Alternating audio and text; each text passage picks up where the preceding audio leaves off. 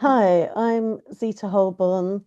I'm the PCU National Campaigns Officer and I work part-time on a freelance basis for the union.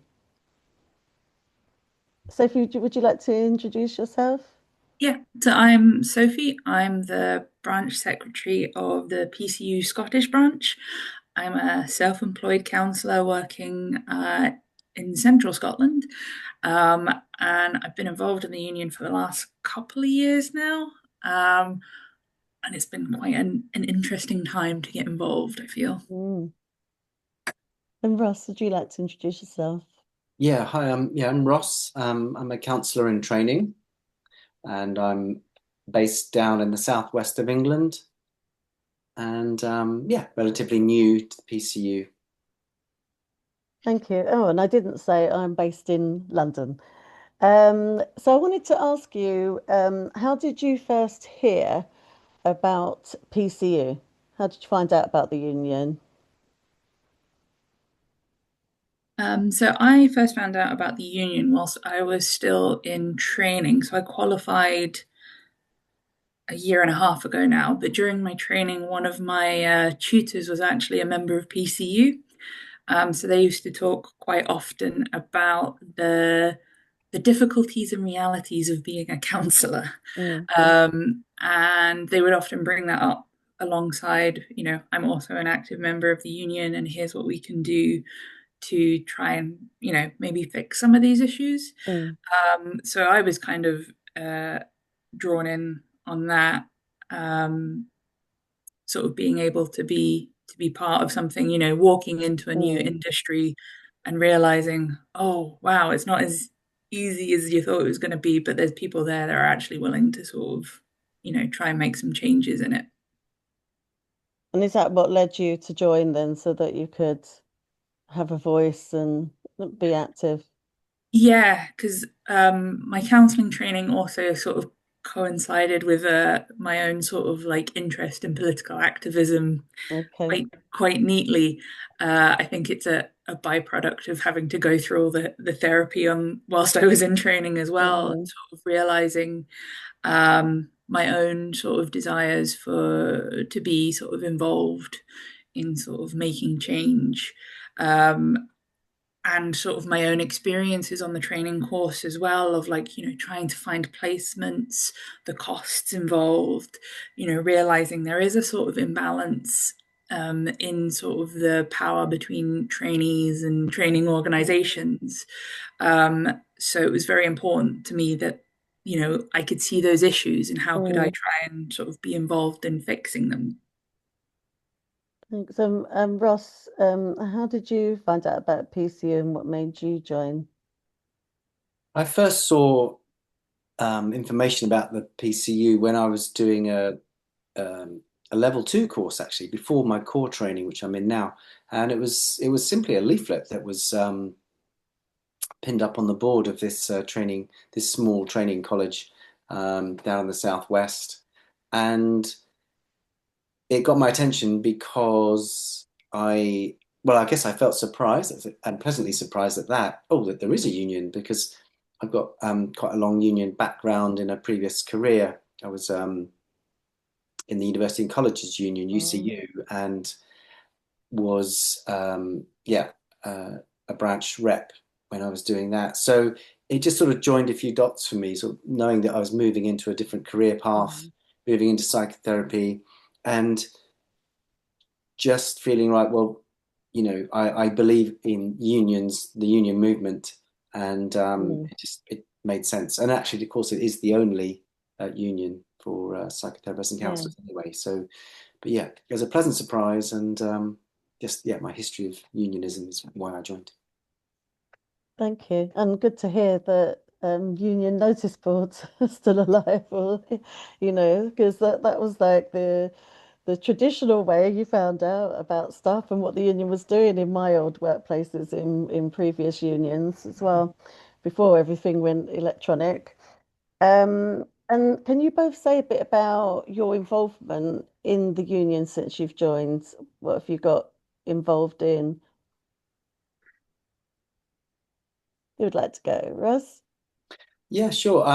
Yeah, I guess I'd say I'm just starting out with my involvement. I've met up with the branch secretary to talk about how we can get more uh, trainees involved, and from my course, but from others as well. So that's one thing. Actually, meeting face to face was helpful, and I've been along to a branch meeting. I think I've only made one so far. Mhm. So sort of minimal so far, but yeah, feel like I'm at the sort of the beginning of my involvement, Mm. and also yeah, being involved in being part of this conversation too. I think it's really important.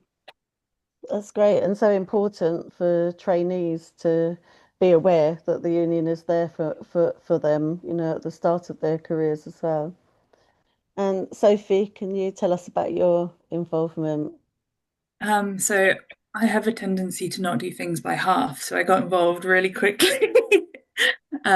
So yeah, I started off just going to sort of like the branch meetings up here in Scotland, and sort of being involved in a project we were sort of working with some academics from the University of Strathclyde on. So I was running sort of like informal groups where we could get experiences and feedback from trainee counsellors about their sort of experiences in counselling. So that was where I started doing a bit more work for the union. And then um, when the branch secretary was stepping down, I sort of put my hand up to sort of step into that place as well. So I've been doing a lot of work on sort of in the branch secretary role, but also trying to establish like a greater social media presence for us up in Scotland.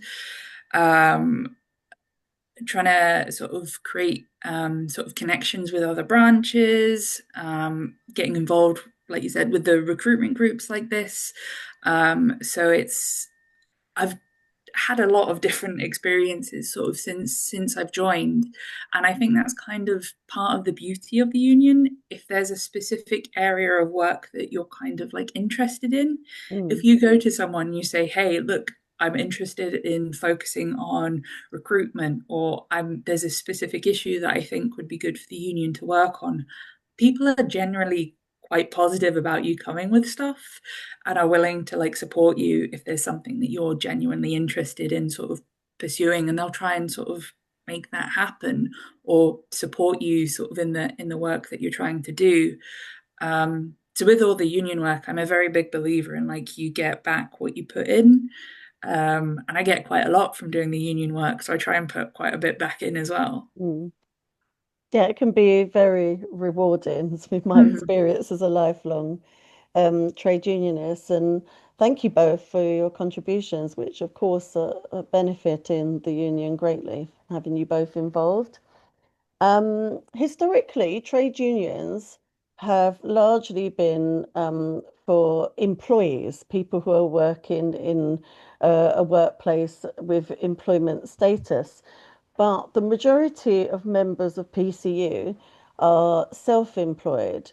So, what would you say about that and why it's still beneficial for self-employed psychotherapists and counsellors to be members of a trade union like PCU? Mhm. I think there's a couple of different things that sort of being part of a union is still important when you're self-employed. Because my personal experience of being self-employed was I was still working in an organization, even though I was self-employed. So you're still negotiating and dealing with, management and, people who are effectively employing you in all but sort of you don't get any of the benefits, but you have to do all of the work. So I think it's Mm, really important that you're still engaging with the union movement because it's like you're still affected by what happens in the workplace. mm, Um, yes, a lot of people go into private practice, but that tends to be sort of because they can't find work in a workplace. So it's still, mm, even in private practice, you can still be affected by what goes on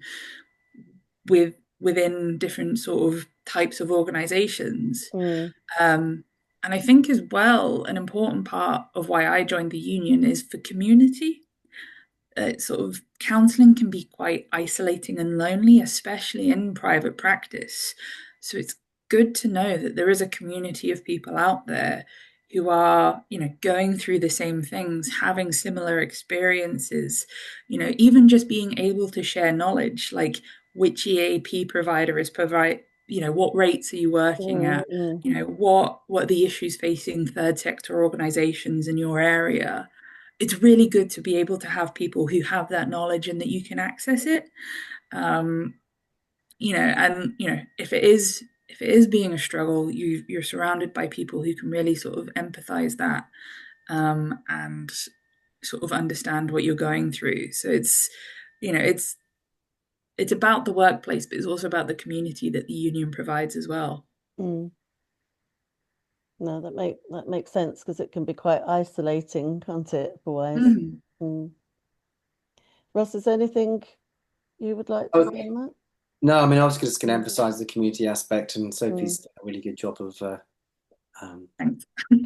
about that. So yeah, no, nothing to add. Thank you. Um, so the thing about your profession is that there are several membership bodies that people can join and tend to join because it's kind of necessary, or if they feel it's necessary to be part of those membership bodies. Can you say why a trade union is still beneficial and needed, given that there are membership bodies for people to join too? Um, in my sort of personal opinion, the union is about you. Mm, Membership bodies are, focused on the profession as a whole. So sometimes it feels like they can be more worried about outward appearances than necessarily what members are going through.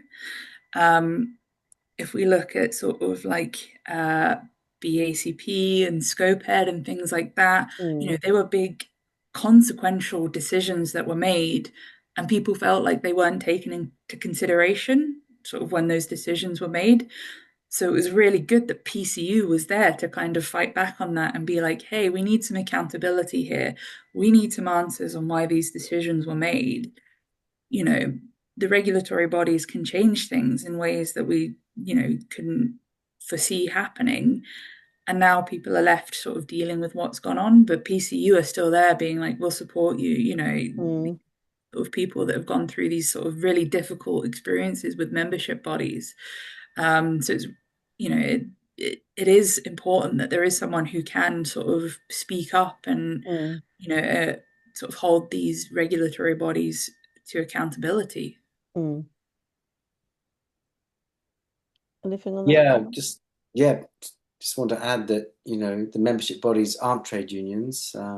That's not their that's not their primary function, and that a trade union is essential because it's got the members' backs. Mm, It's got that um, sense of collectivity around working conditions, for example, which mm, is part of what trade unions do, um, and to be a voice from, if you like, from the ground up, from a kind of the trade union members' voice. So yeah, it's a different function for me, at least from the mm, professional bodies, which yeah, as Sophie's pointed out, is much more about the kind of the outward face of the counselling professions, psychotherapeutic professions. Um, yeah. thank you.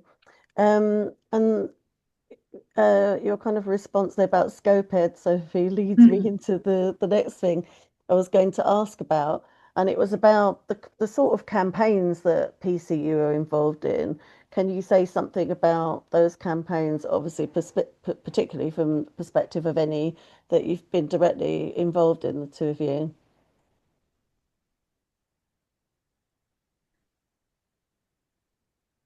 Yeah, so there was obviously like the big Scope campaign, which is still sort of ongoing as we sort of deal with like the sort of after effects of Scope sort of being sort of introduced, which was sort of about sort of discussing how people were feeling about it. What can we do to try and have a dialogue with BACP? What can we do to help our members who've been affected by this? Mm. But alongside that, we've also got like our EAP network campaign, school counselling campaign, and they all sort of run sort of similarly of just, what are the issues facing people within these sort of organizations, these sort of job placements really, and how can we as a union help support people, get better pay. For like the EAP campaign Mm. tends to be focused on like wages and sort of working conditions. The school counselling campaign sort of focuses on sort of funding, so that's dealing sort of policy level kind of issues, and also just speaking to people who are having the experiences and being able to take that sort of feedback to the sort of government level or the organizational level and just be like, hey, this is what our members are dealing with. What Mm. are you willing to do about it? Okay. And Ross, can you say something about how PCU could help trainees? Yeah, sure. I mean, PCU is just launching a trainee network, which I think is really, really important because my experience of training, and I'm sure it's true of lots of others, is that it is, potentially difficult time. Can feel like there's a lot of competition at a time we're also trying to do our best for clients, but also do our best for our own careers and our own development. Um, and I think bringing together trainees through a network, getting a sense of the variety. This is what I'm starting to get a sense of, is the Mm. variety of experiences in training, and particularly around in placement. And I think this is probably an area where I would like the PCU to Okay. be focusing some of its work. But of course, out of the trainee network, we'll find out what other trainees would like. Mm. But is to I would like to see a set of like good practice or a set of standards for placements, and possibly even some kind of rating system. You can Mm. imagine gold, silver, bronze type of placements, Okay. where we can lay down and we can set down through kind of collective discussion what we Mm. would expect best practice for a placement to look like, um, what would be minimum expectations, and etc. And everything in between. So yeah, that's where my interests and Mm. passion lie at the moment, is definitely in helping to be part of that network, and to get more discussion around um, placements. That's great, thanks. And so important when you're just embarking on your career and profession to know that there is somebody who's got your back and somewhere where you can go and be involved from the onset, isn't it? Mhm. It is, and often I'd say people don't. They can be in a placement, but because it might be the first time they're there, they don't actually know that other placements are different or are better. Mm. So that sense of other people's experiences is really important for us to help us get a sense of our own experience, Mm. and say actually things aren't working out here. This is not good enough, for example. Mm. Definitely. And more broadly, how can PCU help people when they've got a problem? And that could be, for example, there's a complaint against them, and they're having to face that and what the union can do. But there's a whole host of issues they might be facing with the people they work or as employees, or as indeed we've been talking about, as self-employed people, because you're still working within a structure, aren't you? Mhm. Yeah, so we have the PCU member support team, who are a bunch of volunteers and also paid members of the union who help support members when they're going through issues like, as you said, complaints, or they're having sort of disagreements in the workplace. And there are people who are, passionate about helping others sort of through these more sort of challenging sort of moments. We're doing very intimate personal work, and the toll of like having to go through a complaints process or something like that can be very, very demanding. So it's good to know that there's people there who are willing to support you through these processes, to ensure that you're dealing with it the best that you can as well. Um, sometimes you're coming up against your workplace, a client, a regulatory body, and often it can feel like it's very you're just the one small guy against these other um, sort of bigger organizations, but the union's there to sort of have your back in those Mm, moments. Um, the union also has access to a legal team who do work with the union as well. So there's always another avenue if it does ever end up being a legal issue, mm, that the union has access to people who can also help.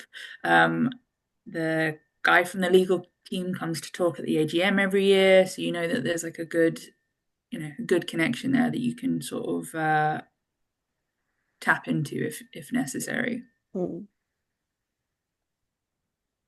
And um, can you, I mean, when you join a union as a member, having a voice, I feel, is essential and important. And, that means that you can um, influence what the union does, and your views, your experience are taken into account. So could you say something about democracy in PCU and what that looks like? Mhm. There's a lot of sort of democratic action that can be taken in the union, both on like the branch level and then at the national level as well. So like within our branch, if there's something that you want to talk about, you're always more than welcome to sort of bring it to the branch meeting. If it's something that would then need to be taken on to like the executive committee. It's something we vote on sort of through the branch, and then it sort of goes to the executive committee sort of through that avenue, and then again it gets sort of voted on there as well. Mm, The union holds an AGM every year, where sort of positions are elected, where resolutions are voted on. Um, but I think you'll find there's a lot of people in the union as well who are like, if you've got something to say, feel free to say it, mm, and then we can sort of see where those ideas go from. Because I'm always, as a branch secretary, always saying to members like, if there's something you want to do, just come tell me about it, and we can try and sort of, we'll take it to the other branch members, see what they say, and if everyone's on board, then great, let's crack on and do it. And it feels that way very much all the way up to the top of the union as well. and uh, leading on from that, and you've really talked quite a bit about your own, both of your experience of joining the union and getting involved. But is there anything you'd want to add to that about how people can get involved if they join the union, if they want to, and they want to use their voice and get a bit more stuck in as a member? Hmm. Yeah, well, I guess for me, that one way is to, um, well, I guess again, I'm speaking from maybe a trainee perspective, but Mm, to get involved in the new training network, but also maybe through just talking to fellow trainees on courses about their experience and just letting them know about the PCU. That it, for some, they as I was, maybe they might be surprised too to hear that there's actually a union for psychotherapists and counsellors. So yeah, I think that's one way, sort of quite rootsy um, mm. way of getting involved is talking to people. Yeah, I think you're quite right because, very often people don't realize the union is there, and that word of mouth Mm. approach and being able to hear firsthand from another person that's joined can really make a difference, isn't it? In getting people's interest, and just making them aware that there's a union that can support them and look out for them and that they can have a voice in. Sophie, anything to add there? Yeah, and I think once you're in, you can be as much as you want. So, on our social media accounts, there's often posts about what networks are meeting up, what groups are meeting up. We have art therapists, as we mentioned, the other ones like school counsellors, EAPs. There's a new NHS network. So there's all these different avenues. Lot. If there's like a particular sort of area of union work that you want to focus on, if you have a look, there's probably someone already talking about it somewhere. Mm, So you can always just, if you're willing to chip in, just put your hand up and be like, hey, I'd be happy to be involved in this. And like I said, speaking as a branch secretary myself, if there is something that you want to do, just email your branch mm, secretary and be like, hey, there's this piece of work that I think we could maybe do something with. And it doesn't have to be something big and national. It could be something local and mm, related to your branch, a little bit more focused. Um, but I don't think there's going to be many people in the union that would turn down someone who wants to, advocate for change, in their sphere. and I guess it's quite easy for people to join meetings because a lot of them are online. But likewise, I've seen that there are some in-person meetups, so people can get together and have a coffee and learn a bit more that way as well. Hmm. Mm. Yeah, that's something I'm definitely big on up in Scotland. I try Yeah. and do a couple of in-person meetings every year because Mm. I think that's an important part of the union as well, is just having those opportunities to actually meet other branch members, you know, in person and get to know them that way as well. So it's good that we have a lot of options in how we can sort of communicate with one another, sort of within the union as well. And my final question is something actually that you've been talking about the whole time. Um, but it's the benefits of joining the union. So you've talked about lots of benefits of joining the union, but are there any others that you would like to add? For me, it's always about the sense of collectivity. Mm, The benefit is, even if I don't receive any like one-to-one, like individual sort of casework, or I never need it or something, and that is there when members need it. So there is that individual support. It's the sense of being part of a body, of a movement, and I think that's the real benefit for me. I think it's so important, the idea of the way collective campaigning and collective action is much more powerful. Um, on one level, it can bring a lot of hope mm. through that sense of being part of a collectivity. There are other like-minded people around um, to help us get things done. Yeah, I think I fully agree with like what Ross is saying there of like it gives you a sense of a purpose. It allows you to sort of, identify things that are wrong and, work with other people to make the profession better as a whole. So it's not just about making things better for myself. It's like I want all Mm, counsellors to be paid well, to work in places where they have contracts, Um, so, it's good to have a reminder at the end of the day that it's not just you. You don't have to do all this work by yourself. There is hundreds of sort of members across the country who are willing to sort of say, no, we fully agree with you here, and we want to make this change as well. For me, it's always going to be about that sort of sense of community and sort of collective action that you were talking about there, Ross, that really sort of does drive me to do the work that I do in the union. thank you. Yeah, there is power in a union, and unity is strength. And I know they're like they sound like trade union cliches, but it's Mm. absolutely true. Um, any final words before we wrap up from either of you? Don't feel obliged. You've said a lot already. Yeah. Um, I think, I'm always saying this. I've said this at the AGM a couple of times. Like, you know, you get out what you put into this kind of work. So if there is something that you're really interested in, or, something that you're passionate about, don't feel like you can't say anything. This is what the union's here for us Mm, to hear those issues, to identify those problems, and for us to go, hey, do you know what? Let's work together. We're going to try and fix that. Don't try and do it by yourself. You'll go mad. But with all of us here, we can mm, maybe make that sort of that difference that you want to see. absolutely. I could not say that any better. Sophie, great. Thank you. Sophie, Ross, thank you so much. It's been really, really good to have this conversation and to hear from your perspectives as members, your journey in the union, and how it's benefited you and what you've been involved in. And we hope many, many more will join after listening to you speak. Thank you very much. Whereas, thanks, Zita. Thanks so much.